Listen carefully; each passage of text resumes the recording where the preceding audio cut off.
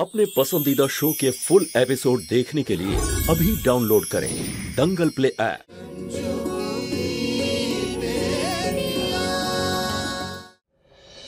কি হয়েছেটা কি টিয়ার? আমি বলছি ওই ডক্টর বলেছেন যে। কি বলেছে ডক্টর? আমাদের টিয়ার বুকে একটা ছোট ফুটো আছে।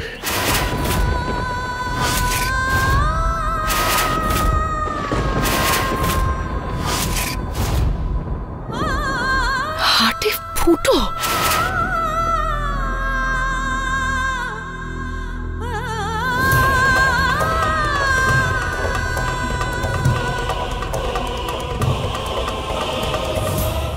হার্টে ফুটো? আমার টিয়ার হার্টে ফুটো আছে? রঞ্জু, আমি তো বলছি সামান্য ব্যাপার একটা। সাধারণ এটা? আমার মেয়েটার হার্টে ফুটো আছে আর তুমি? ডক্টর এটাও বলেছেন যদি ভালো করে ওষুধপত্র খাওয়ানো হয় তাহলে হয়তো অপারেশনের দরকারই পড়বে না, ওষুধই ঠিক হয়ে যাবে ও। আর বাকি হইল টাকার কথা, তো 10 লাখ আমি ব্যবস্থা করে নেব।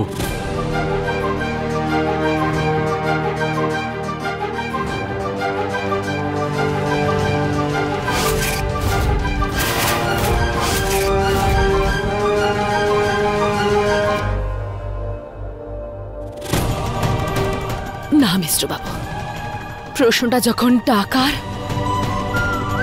তখন আমি তোমার টাকা নিতে পারবো না। টিয়ার অপারেশন আমি আমার টাকা দিয়ে করাবো। এটা কি কথা বলছো রঞ্জু? সব ব্যাপারে তোমার আমার পার্থক্য টানাটা কি খুব দরকার? টিয়ার জন্য কি আমি এই সামান্য টাকার জোগাড়টাও করতে পারবো না? বুলবুল,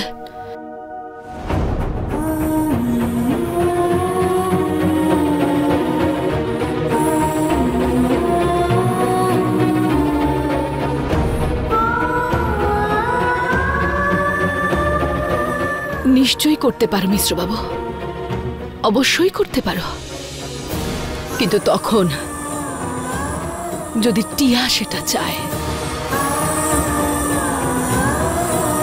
এখনো পর্যন্ত আমার মেয়েরা তোমাকে তাদের বাবা বলে স্বীকার করেনি।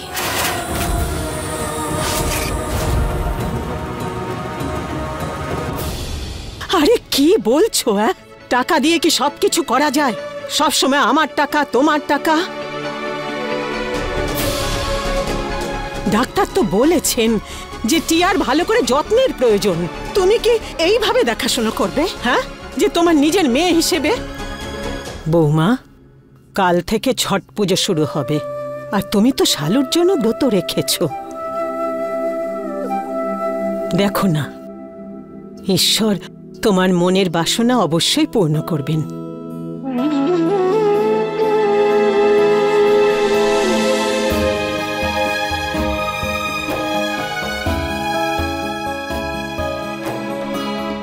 আপনি একদম ঠিক বলেছেন মা।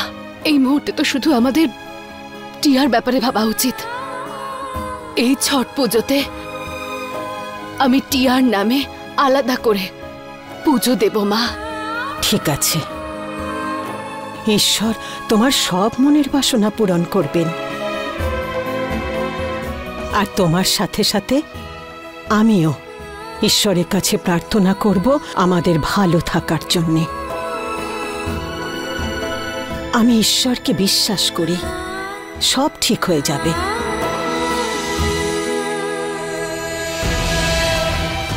এবারের পুজোতে আমি দেবী মায়ের কাছে একটু শান্তি ভিক্ষা চাইব। আর আমি শান্তি ততক্ষণ পাবো না যতক্ষণ না আমার মেয়ে আমাকে আমার বাবা হওয়ার স্বীকৃতি দিচ্ছে। ও গড, একটাও ঠিকঠাক শাড়ি নেই আমার কাছে। শপিং করার দিনও তো গেছে এখন।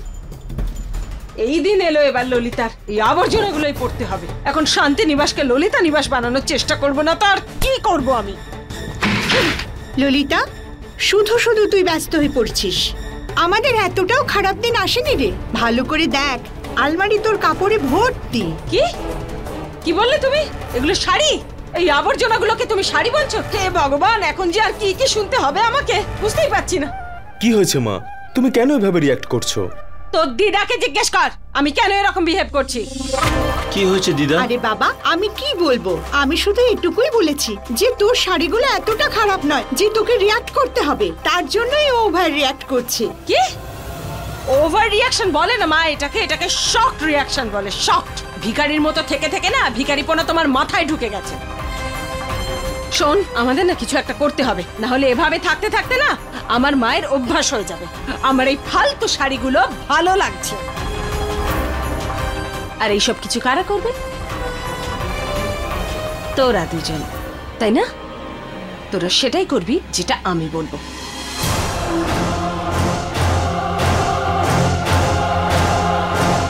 আমার ডায়মন্ড সেটগুলো যদি ফেরত পাই তাহলে সেগুলোরও তো অনেক দামই পাবো।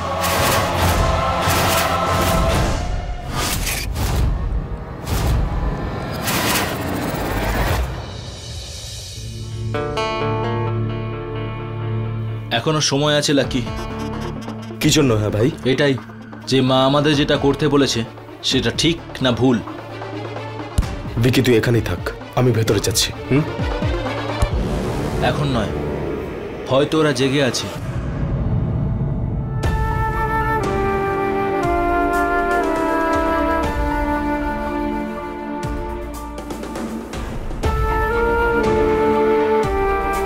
আমারটা ওখানে রেখে দাও।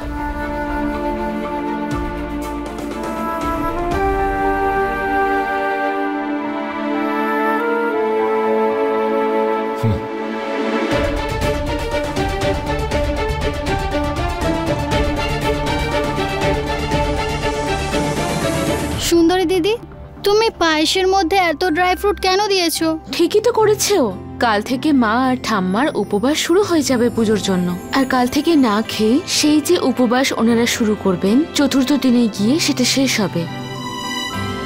আমি আমার টিয়ার জন্য 4 দিন কেন 40টা দিনও উপোস করতে পারি। কে জানে কে নজর দিয়ে দিল আমার মেয়েটাকে। আরে বৌমা, এসব তুমি কি বলছো? ঈশ্বর আমাদের টিয়াকে খুব তাড়াতাড়ি সুস্থ করে তুলবেন। শুধু এই ব্রত খুব মন দিয়ে করতে হবে। ঈশ্বরের অনেক জাগ্রত ঘটনা আমি শুনেছি আর দেখেছিও। বিশেষকে দেখে কোনো ব্যাপারে চিন্তিত মনে হচ্ছে। রিল্যাক্স ব্রো, এমনিতে ওই বাড়িতে সারাটা জীবন আমরা কাটিয়েছি। এই বাড়িটাকে এখন যারা থাকছে তাদের থেকে বেশি আমি ভালো করে চিনি, তাই আমার জন্য চিন্তা করিস না, আমাকেও ধরতে পারবে না। হ্যালো, হ্যাঁ এখন শুনতে পাচ্ছেন আপনি? হ্যালো,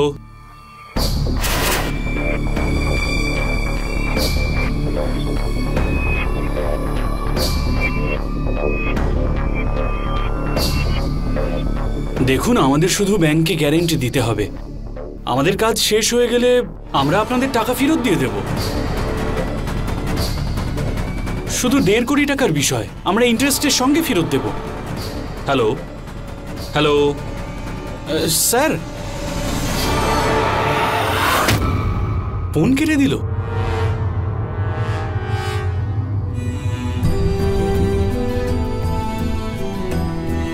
বিশেষ, মাত্র 1.5 কোটি টাকার জন্য তুমি এত বড় প্রজেক্টটা ছেড়ে দিচ্ছ? আর এই টাকার প্রয়োজন থাকলে আমায় বলতে পারতে, আমি ব্যবস্থা করে দিতাম। বাবা সেসব তো ঠিক আছে, কিন্তু ঠিকই যখন বলছি তাহলে কিন্তুর প্রশ্নটা আসছে কোথা থেকে?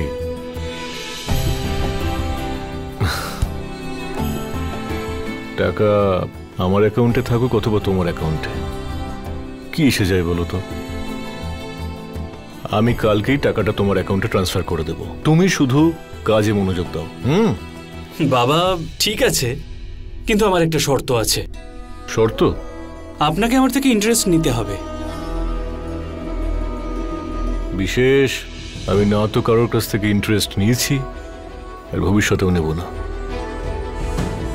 বাবা, এটা আমার আদর্শ বিরুদ্ধ। সেটাই তো বড় কথা বাবা, আপনার আশীর্বাদে আমি আপনার মতোই হয়ে উঠব।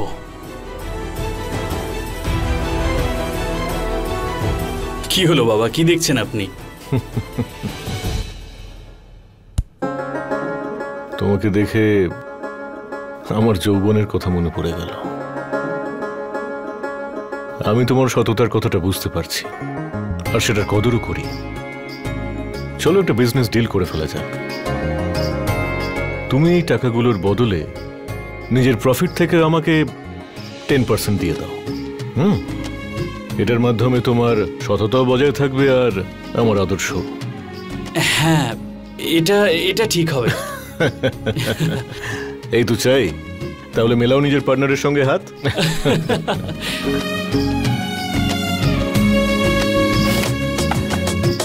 তোমরা এখানে কথা বলছো? ওই বাড়িতে সবাই শুয়ে পড়েছে। আচ্ছা, বিশেষ এবার আমাদেরও যেতে হবে। হ্যাঁ, আসছি বাবা। ঠিক আছে বাবা, যাও। কিন্তু হ্যাঁ, বাড়ি পৌঁছে একটা ফোন করে দিও। হ্যাঁ।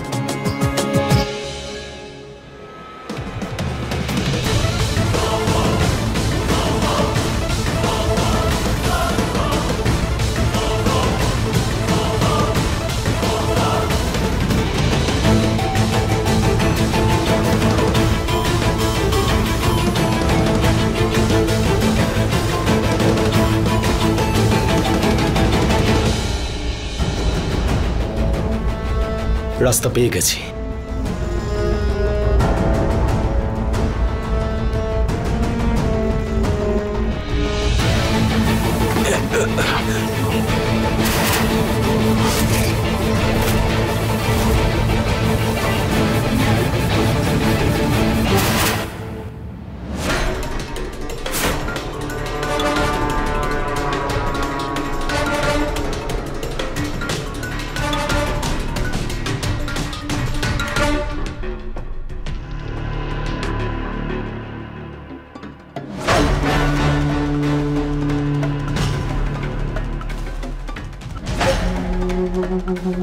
মুস্কান,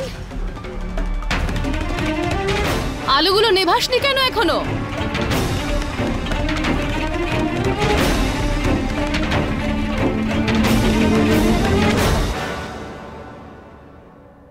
মা থাক না, মিশ্রবাবু হয়তো এখনো বাইরে আছেন। দিদি আর জামাইবাবুকে ছাড়তে গেছেন। উনি ফিরে আসুক, তারপর আমি বন্ধ করে দেবো। আচ্ছা ঠিক আছে, চল।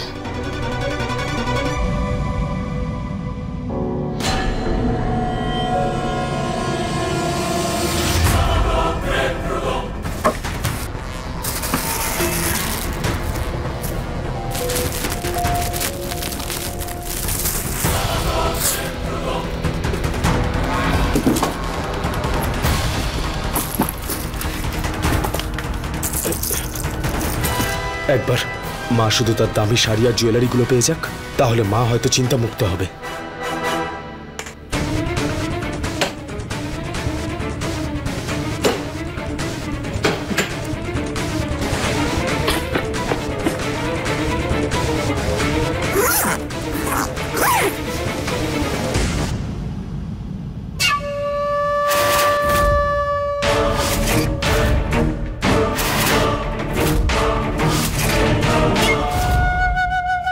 কে তুমি? বাপ রে বাপ, এই কথাটা তো আমার তোমাকে জিজ্ঞেস করা উচিত। এবার এটা বলো, তুমি কে? বলবে না সবাইকে ডাকবো?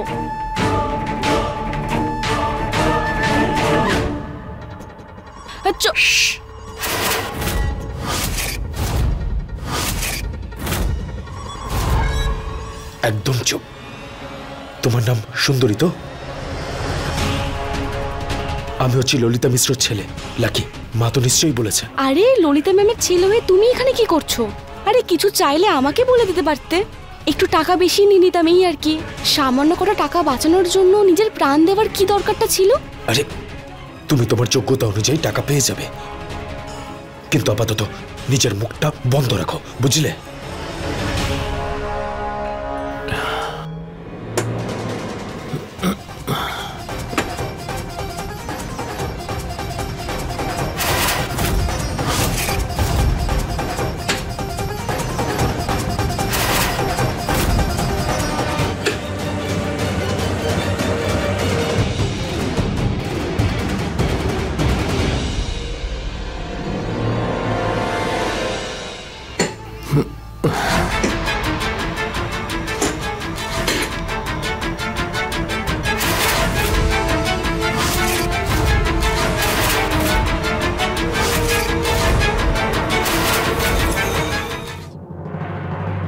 যদি তুমি চাও এই বাড়িতে কোনো ঝামেলা না হোক তাহলে যে রাস্তা দিয়ে এসেছো সেই দিক থেকে বাড়ি চলে যাও। আর হ্যাঁ, ললিতা ম্যাডামকে বলে দিও আমার পুরস্কারের কথা। তুমি টাকা ছাড়া আর কিছু দেখতে পাও না, তাই না? আপাতত আমি তো কোনো চোর দেখছি এই বাড়িতে। এই, আমি কোনো চোর নই, বুঝলে? সুন্দরী, আমার ঘরে কে ঢুকেছিল? তুমি এখান থেকে বেরো, আমি সব সামলে নেব, ঠিক আছে?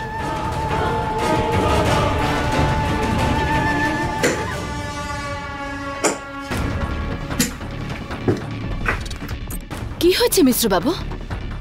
আমার আলমারি থেকে ললিতার জামা কাপড় বের করা হয়েছে। কে ঢুকেছিল আমার ঘরে?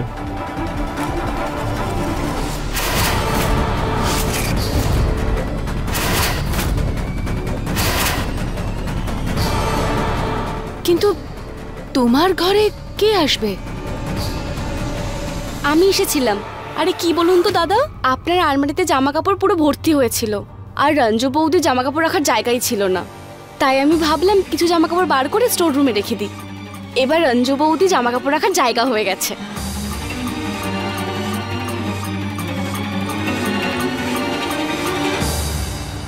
কিন্তু সুন্দরী, প্রত্যেকটা কাজের একটা নিয়ম থাকে।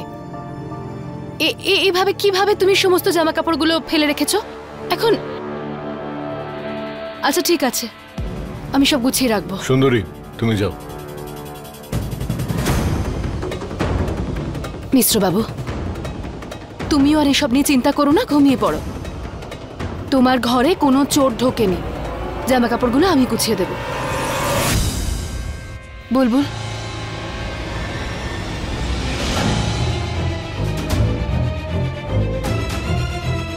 শুয়ে পড়ো তুমি এখন। চল বুলবুল।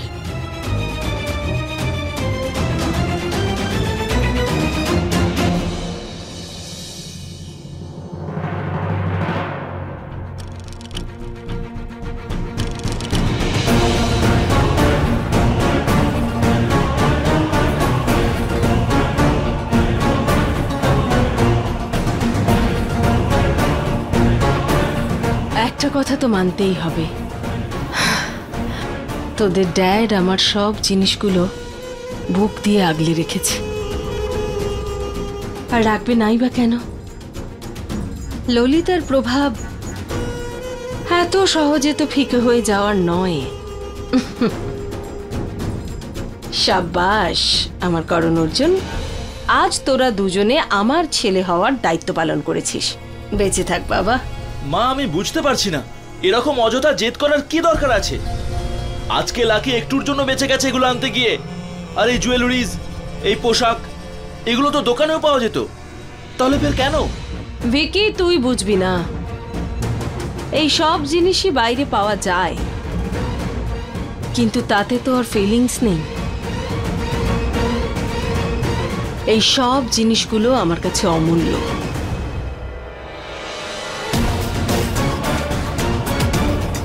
কারণ তোদের ড্যাড এগুলো ছুঁয়েছিল, আর এই সব কিছু আমাকে তোদের ড্যাডকে মনে করায়। বাবার তোমার কথা তো মনে পড়ছেই মা, কারণ সুন্দরী বলছিল যে বাবার সন্দেহ হয়েছে যে এই চুরিটা তুমি করিয়েছো। আচ্ছা, যদি তোদের ড্যাড আমাকে মনে করে থাকে তাহলে তো ওখানে যেতেই হবে।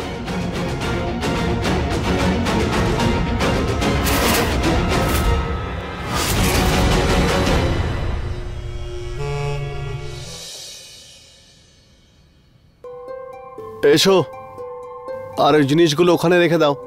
আরে ওখানে কেন?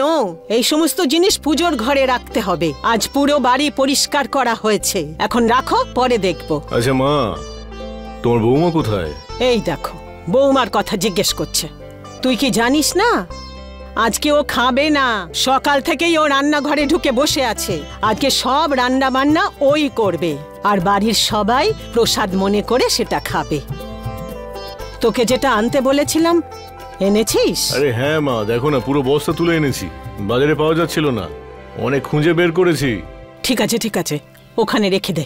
চুড়ি নেবে গো, চুড়ি নেবে, বাঙালিদের শাখা পলা না। আরে সুন্দরী, তাড়াতাড়ি যা তো, চুড়িওয়ালাকে এখানে ডেকে আন।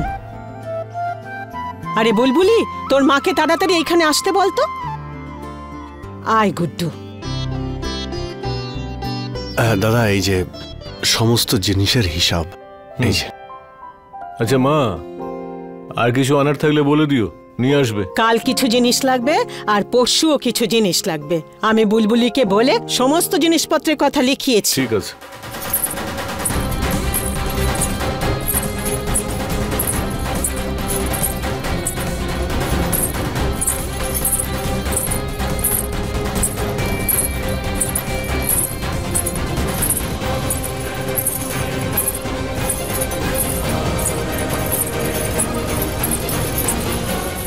আরে আরে সাবধানে সাবধানে সাবধানে, কি করছোটা কি? আমায় ক্ষমা করে দিন। 1 মিনিট, আমি তুলে দিচ্ছি।